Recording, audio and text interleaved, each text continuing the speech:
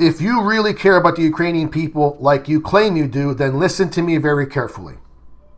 My name is Lucas Gage. I served 2 tours in Iraq. I put it in quotes because who did I serve? The special interest who wanted war. How did they get that war? They lied to us. They said Saddam had weapons of mass destruction and he was tied to 9/11. Both lies, and we all know it now.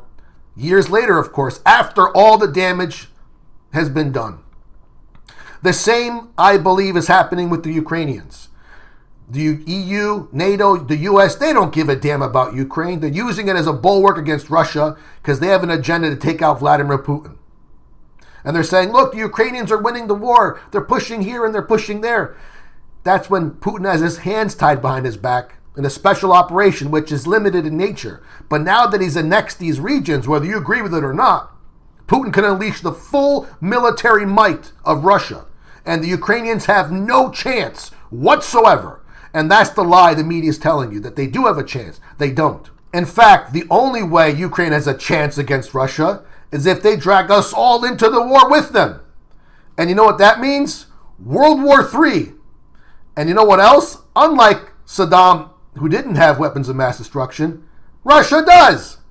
And if they're used, it's not good for anybody, especially the Ukrainians, because who do you think are going to be hit first? So if you really care about the Ukrainians, stop filling their heads up with fantasies. Stop believing the obvious lies of the West. My God, the U.S. just threw Ukraine under the bus about this assassination of Dugina.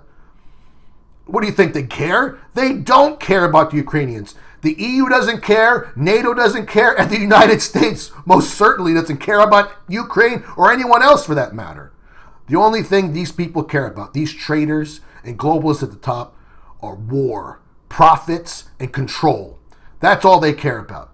Don't fall for the lies. If you truly care about the Ukrainians and the Russians, especially the civilians, you want to talk peace right now.